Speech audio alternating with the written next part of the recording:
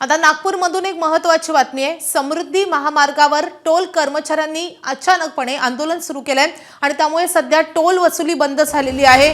समृद्धी महामार्गावर प्रवाशांची मात्र आता दिवाळी होतीये, कारण टोल वसुली बंद झाली आहे। टोल कर्मचाऱ्यांनी अचानकपणे आंदोलन छेडलेलं आहे आणि त्यामुळे प्रवासी मात्र आता आनंदित झालेले आहेत, त्यांना काहीसा दिलासा मिळालेला आहे। तर समृद्धी महामार्गावरचे आपण हे दृश्य बघतोय।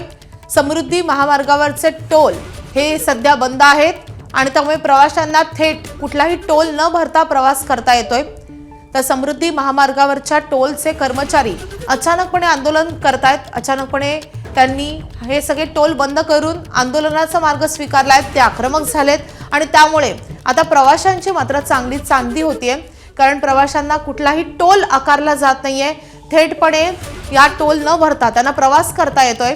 त्यामुळे या टोल कर्मचाऱ्यांच्या आंदोलनामुळे प्रवाशांमध्ये मात्र काहीसं आनंदाचं वातावरण आहे, त्यांची दिवाळी होतीये। मात्र टोल कर्मचारी हे त्यांच्या वेगवेगळ्या कारणांसाठी, समस्यांसाठी आंदोलन करतात आणि त्यांनी अचानकपणे टोल वसुली बंद केली आहे।